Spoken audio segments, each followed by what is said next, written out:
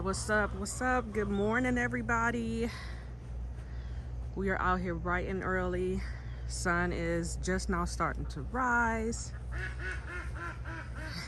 The animals have been up for a few hours. You know, they get up at a good 5:30. The rooster starts crowing. Coming to y'all today with a September food forest and garden update. We are actually going to start on this side of my garden. We normally start on the what is that, the north side, but we're actually going to start over here because I always forget to talk about this area. If you're new to my channel, welcome. My name's Aisha, otherwise known as Miss Champagne. I live in Central Florida, Zone 10A, and I moved to this property a year ago, and I've been in the process of creating my own tropical food forest. I do annual gardening as well. This is one of my rainwater catchment systems. It's just a trash can with a spout that I bought off Amazon and a net cover that I also purchased from Amazon just to keep the mosquito population down. I've got some katuk and Okinawa spinach kind of just sitting over here in the shade. My plan is to actually create a garden bed over here as my shade garden area. It does get a little bit of that morning sunlight, so it's perfect for your plants that need just a little bit of dappled morning light but don't like that intense sunlight. We've got some turmeric growing in here, looking nice and lush. This big beauty is my shampoo ginger, and then I also have the edible ginger over here. Then we've got some elephant ear, looking nice and happy this time of year, getting ready to go to flower. So this is the biggest that these leaves have gotten for me. We've been making sure that we keep this area watered. I've never grown elephant ear before, but my guess is, I know people grow them in their house, but this is growing outside. They don't like a lot of direct sunlight. They more like filtered sunlight, and they do require a lot of water. This used to be my pond area. We've drained it. We're going to relocate it to where we keep our ducks. But I did plant some queen palms here, lots of canna lilies. So we're going to dig all of those up and relocate them in the duck pen area. We have been getting a lot of rain. Rained hard last night. These are a lot of my fall seedlings. So I got to come and clean this area up. Lots of peppers, a few tomatoes, some dill. I don't even remember what that is and why I stuck that in there. And then these are all of my brassicas. So lots of broccoli, cabbages, collard greens, mustard greens. Didn't get a lot of great germination on the curly kale this year. So I'll probably just buy some starts at the farmer's market later today. Some of these are cucumbers, some of these are squash. They have been struggling with the pest pressure. I did plant some out in the garden already. Which one is this? That's the lemon cucumber. These were supposed to be my backups, but they've been getting attacked. I try to check them every day for caterpillars. Even though we're entering our fall season, for me it's like a second summer. So the pest pressure is still kind of high. I've got some Eugenia varieties over here. I think this is the black one. Yeah, Eugenia uniform black. And this is the Cayacina. They're like tropical cherries. And I don't know what that is that has built a nest on there. Then I've got some longan up here growing from seeds. We've got some longevity spinach back here. And I've got some sisu spinach back here. And they're just tropical spinach substitutes since I can't really grow the regular spinach because it's too hot. And then I've got a lychee seedling right there, and these are just some things I've propagated. This is my main annual garden area. I've got a dwarf Cavendish banana, about a year old, well, at least a year in the ground. No racks yet, but it has produced a lot of suckers that I need to move. This is some oregano. It's going on probably 2.5 years. I've had it since I lived at my townhome. Planted some chamomile in here last weekend. This is my grapefruit tree. It's been struggling since I brought it here. There was a citrus already on my property that was very diseased. I should have removed it first before bringing anything else here, but I didn't. We have a big issue in Florida with citrus greening and a citrus leaf miner. So they've been doing a number on my citrus. So I'll probably get rid of all of my citrus. I don't spray or treat anything. And to me, if it's not productive or doing anything, I'll probably get rid of it.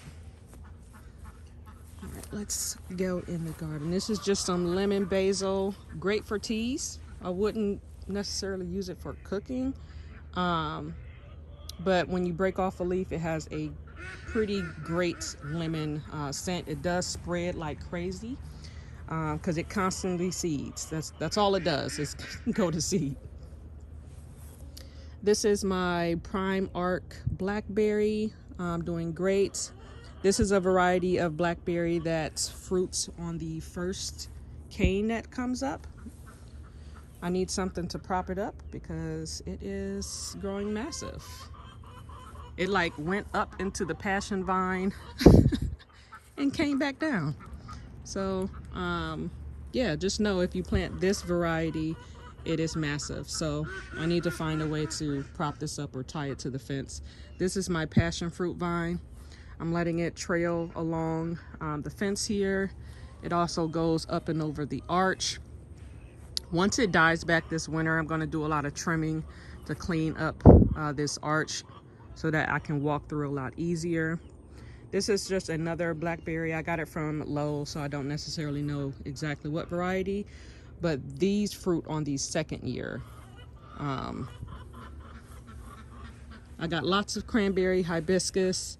The leaves are edible if you eat the younger ones that are nice and bright, or you can dry it and use it as a tea. It does produce a beautiful red flower.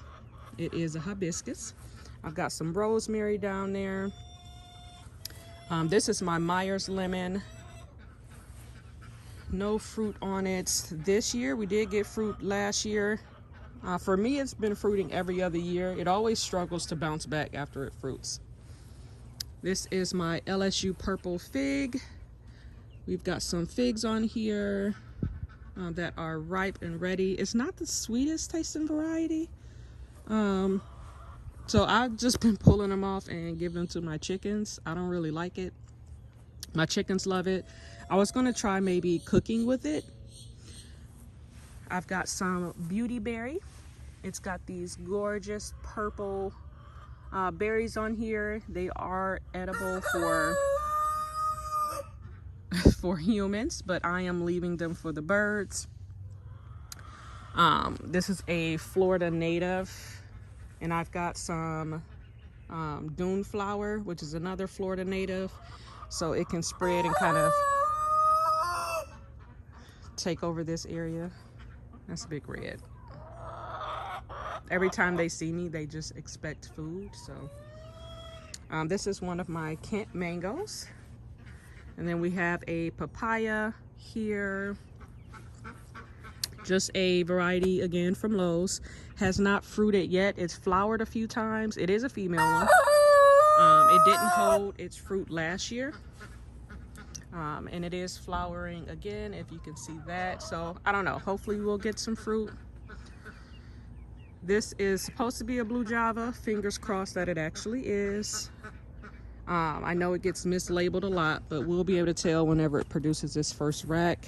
I've got lots of pigeon peas. This is a black pigeon pea variety, so I'll be excited to see that one start producing.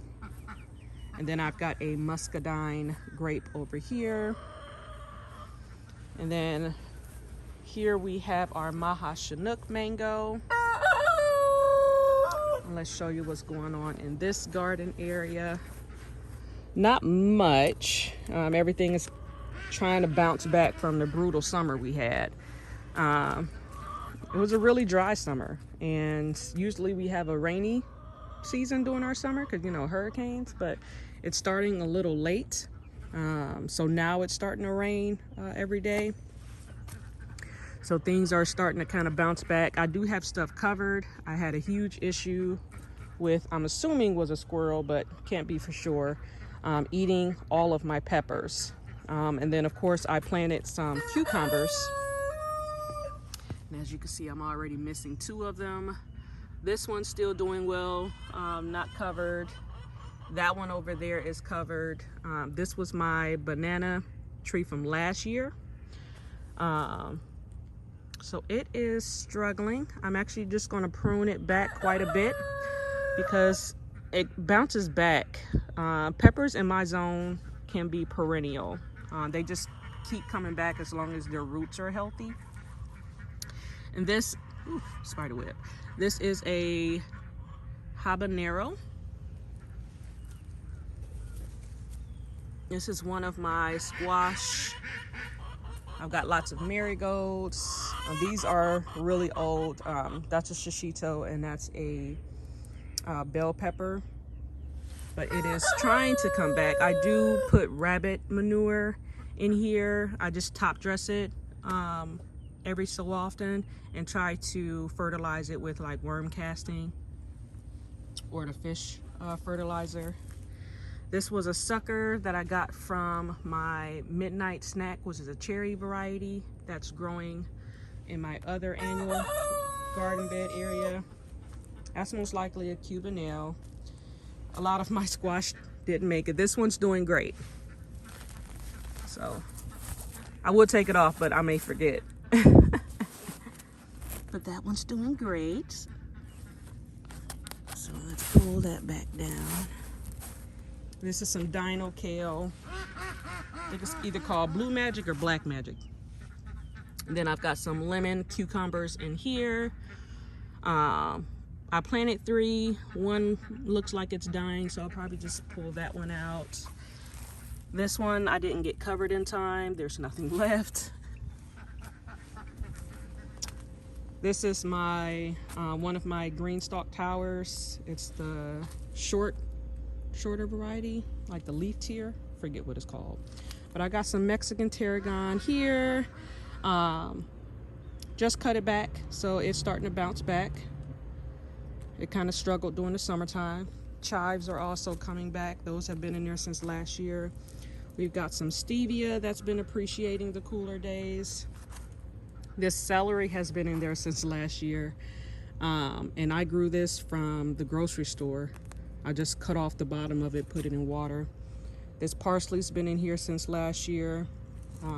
I just gave that a hard prune and harvested and dried a lot of that. I just dried a lot of my lemon thyme. My sage I don't really dry, I just kind of use fresh as needed. I've dried it in the past. I planted some nasturtiums up here to kind of cascade down, so we'll see if some of those germinate. I have a lot of empty pockets in here, so I plan to fill this up with a lot of my fall and winter tropical greens like Chigemicide spinach, Egyptian spinach. So we'll see. Poor little zinnia still hanging in there. I didn't want to pull it because it was still flowering. I've got another, I want to say that was a patty pan squash that's hanging in there. Got marigolds scattered throughout. That's another, I think that's a Emerald Delight zucchini. That one's surviving. This one's bouncing back. I forget which variety this was. Probably one of the Cuban ale. I'm gonna cut off these little pathetic looking ones because it's trying to grow greener ones. That was a pippin pepper. I don't know if that one come back. Everything struggled this summer. It was hot and I had just installed the irrigation system, but everything struggled. This is my lemon balm trying to also come back. All right, and then this is my, what I call main food forest island. We've got the regular Cavendish banana. There are some canna lilies in here. There's a pineapple in the middle. This is my dwarf Hawaiian mango. I've got pigeon peas scattered throughout, so you're gonna see those. I've got pineapple tops kind of scattered throughout. I have some heliconia, the lobster claw variety. Didn't really appreciate the direct sunlight, but hopefully as these grow in, it'll provide a little more shelter. I've got cranberry hibiscus throughout. Most of this I'm using as chop and drop. So I've cut it back multiple times throughout the summer, and I will probably continue to at least give it one more chop this fall and leave it be throughout the winter time. Here's my sweet potato bed, taking off and doing great now that it's finally started raining. My loofahs are done for the season. I don't know if I'll grow them again next summer. It's kind of great just to have something green that can tolerate our brutal summers, but I have more loofah than I know what to do with right now. More heliconia. This is my pink guava. It is getting ready to have its second flush of fruit. It smells amazing, very tropical. Not as sweet as I thought it was going to be when I tasted it, but the smell is amazing. So adding it to a smoothie will definitely take it up a notch. I've got a moringa seedling here. I'm going to cut back some of this Mexican sunflower. You're going to see this throughout my food forest. Great for chop and drop, provides wind protection, provides shade, so it's serving multiple purposes. This is my soursop. It has did awesome this summer. It's just been growing. It was, I don't even remember the height. It was only like a 3 gallon when I planted it. So maybe at my hips, and it is now well past my head, and I'm only 5'4". So it's definitely probably at least 6 feet tall. This does drop its leaves in the wintertime. It's deciduous, at least in my area. So what I've been doing is harvesting a lot of the leaves and drying them before they fall to the ground. I am going to leave some of them to fall to the ground to help mulch this area and refeed the tree. This is just a Christmas palm. We've got a ice cream bean. It's kind of surrounded by another cranberry hibiscus and some pigeon peas. While it's young, it needs a little protection from the sunlight. Eventually this will, once it takes off, provide a lot of canopy shade for this area. This is my Adamoya. I believe it's a Geffner, but it just came to me as an Adamoya, so I don't really know. It did flower this year, didn't hold any fruits, but it has also grown a lot this summer. This is my, what I call chicken garden area, because it's next to my chicken coop. This is a Puerto Rican black bean, slow growing. I planted that in March, and it was kind of protected by the melons that were on here. And then as soon as June hit, my melons were dying off, and then it was right on time because these kind of took off and took over the whole trellis. Unfortunately, there is what I'm assuming again is another squirrel that also loves this black bean, and all of my pods are empty. So you harvest these when they're dry. Obviously it's a drying bean, but I can't seem to get it because the squirrel is taking them all before I can get a chance to harvest. And this massive beauty, and I should have known better, is a roselle, another hibiscus plant. Produces a flower that turns into a calyx that you dry. I use it to make a tea and a sorrel drink with a little rum and some spices, and it tastes amazing. But let me show you guys the trunk on this bad boy. It is a tree, and it has taken over this whole garden bed. Just want to make sure I ain't walking through no spider webs. But I do have eggplant in here. I'm gonna come and harvest these and probably make a frittata today. Eggplant, maybe some spinach. I planted some, I think, Kalima beans in here. This is where my cabbage is going to be, but my cabbage is very young. It is nowhere near ready. So in the meantime, he's very close to being chicken dinner. These beans will produce quickly in the next 45 days, 60 days. And then I can just chop them and plant my cabbage in here when it's ready. I've got some jalapenos here that are also needing to be harvested. I've got some weeds that are growing. All right.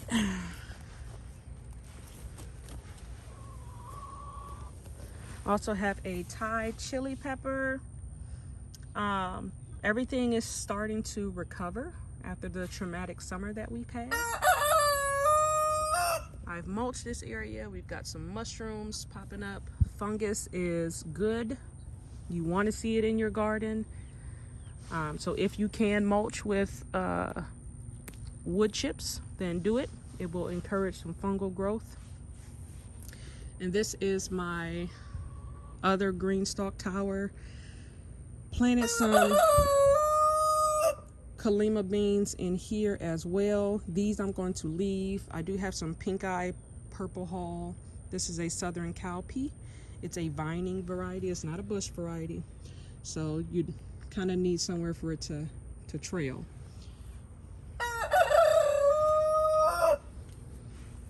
I did have a squirrel actually living in here. When I pulled off the top, there was a lot of nesting material.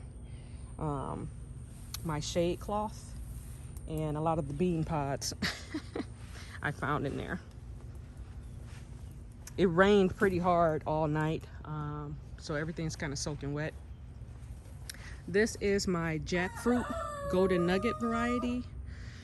I am probably going to plant one more sunflower in the middle here to provide a little more wind protection.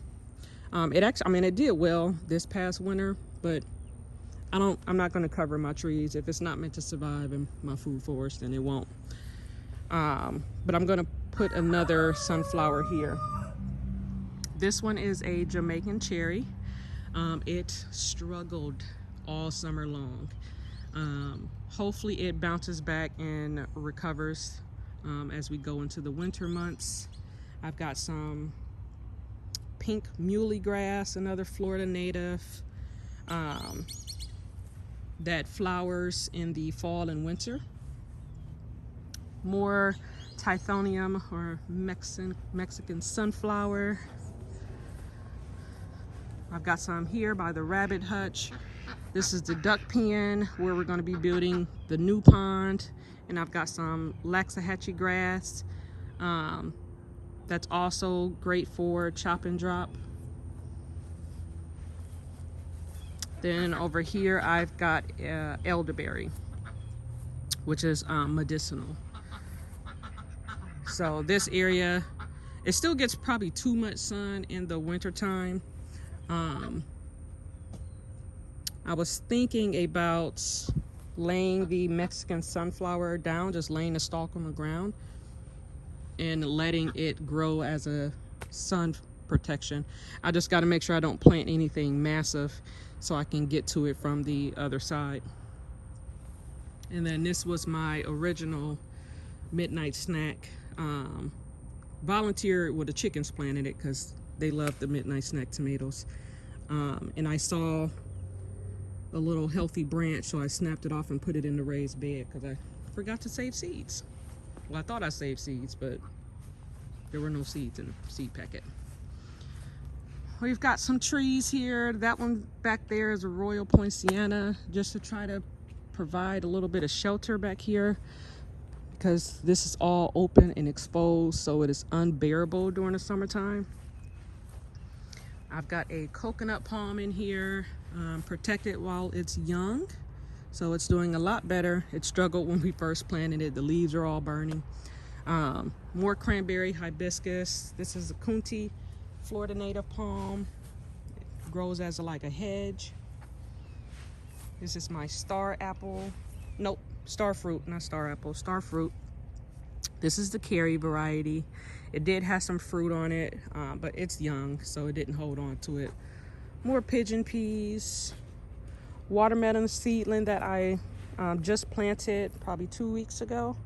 That is doing well. So note to self to plant succession watermelon, because we did eat quite a few watermelon, but then the vines kind of give out after a while to powdery mildew or pest pressure.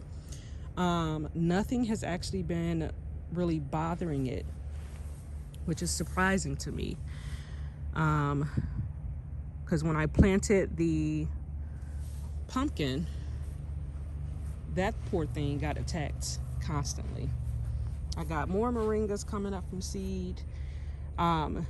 This is a brand new bed. We built it over the summer. We tore up all of the grass, but as you can see, they still come back. The grass is the worst weed in my garden. But hopefully over time, as we plant more and more and mulch more and more, we'll see less of the grass. That's one of the beans that we planted as a cover crop that I thought if I chopped down, it would die, but I left the roots there to help nourish the soil. It has just, it continues to resprout. So I left it. Apparently it wants to grow. We have a Barbados cherry.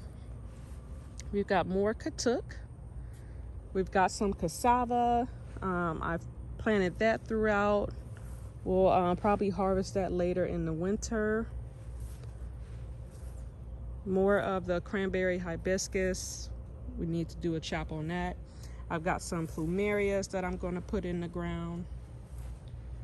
More pigeon peas. This is my Julie mango. It was struggling. It used to be over there, but I'm not sure what was going on underground, but it was not growing.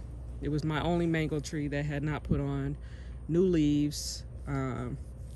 It was just struggling. So we put it here. It looks a little bit healthier. Still no new growth at the moment, but fingers are crossed. We've got some more Mexican sunflower coming up here. More moringa. This is a sweet potato vine that we're using as ground cover.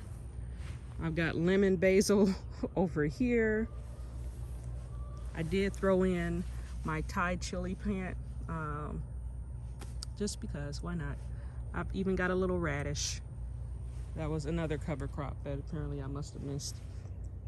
Moringa here, more katuk. More katuk. We've got some marigolds here. This is like the larger variety. They're supposed to get pretty big, but again, this is brand new soil in development, so it was mostly sand with just worm castings.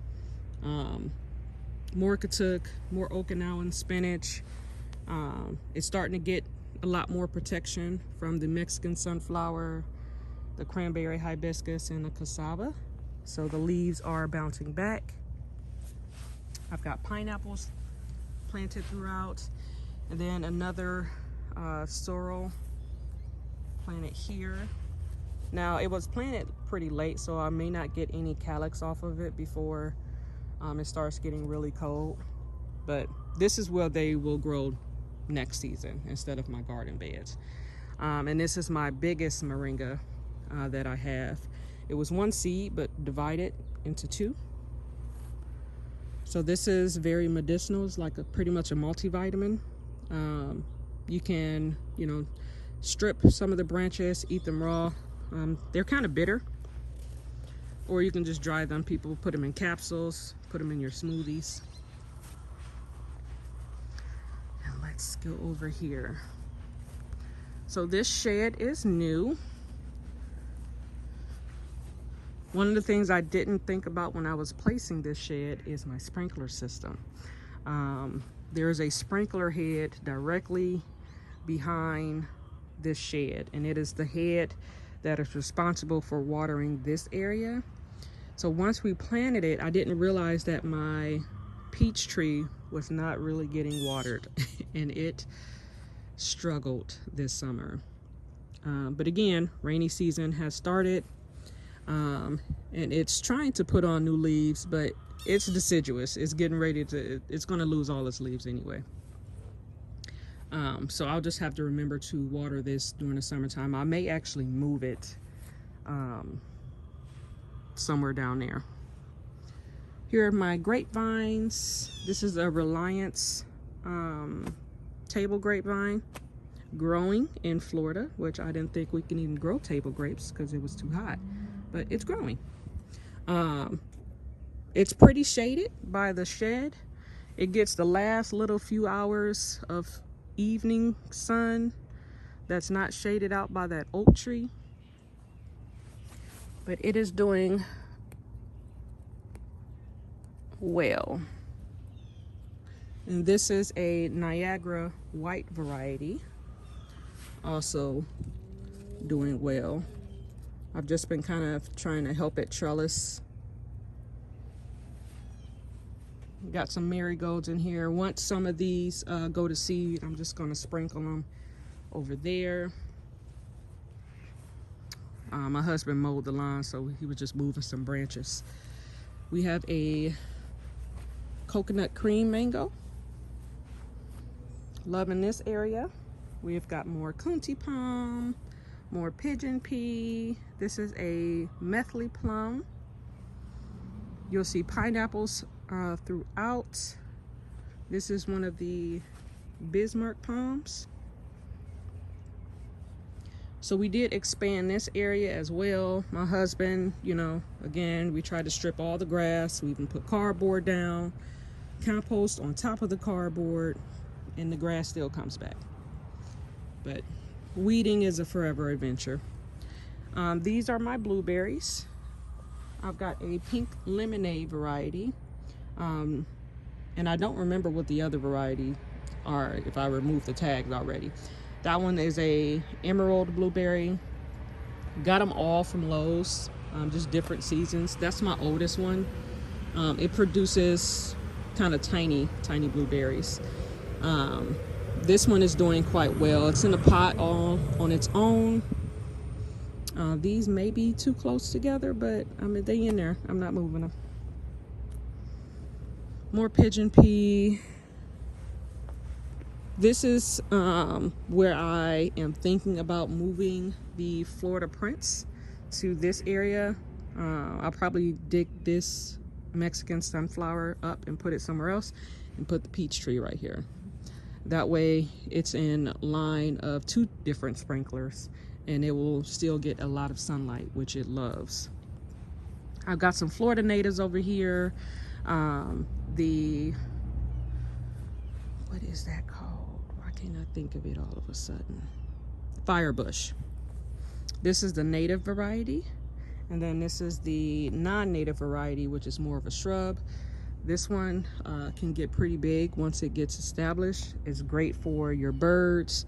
It's great for your hummingbirds, butterflies.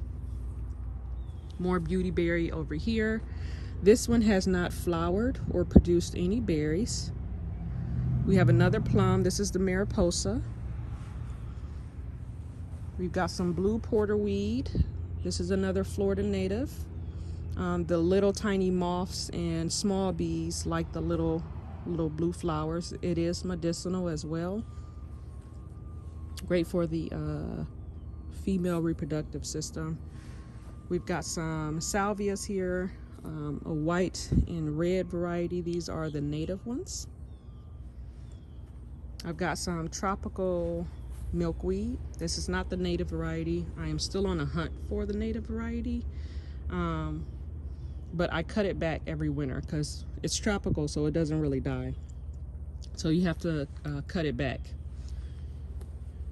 There's the Chapman goldenrod. That's a Florida native.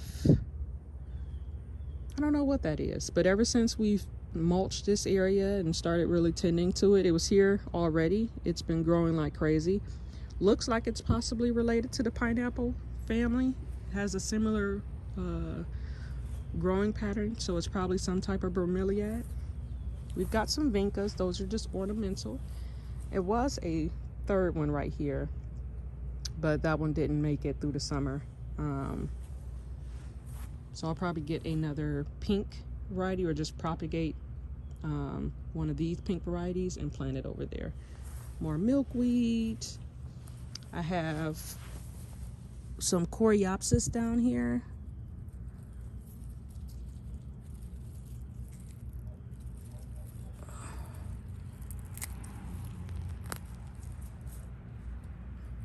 And a weed that is trying to take over my coreopsis. Okay. Otherwise known as tick seed, Florida native. More pineapples. That's another type of Barbados cherry. It is flowering. It does have its first little fruit, if you can see that one. This one, I don't know what variety it is. I bought it a long time ago, and it was in a pot for a very long time when I first started gardening. And it pretty much didn't grow. So we just put it in the ground. It's just now starting to get established.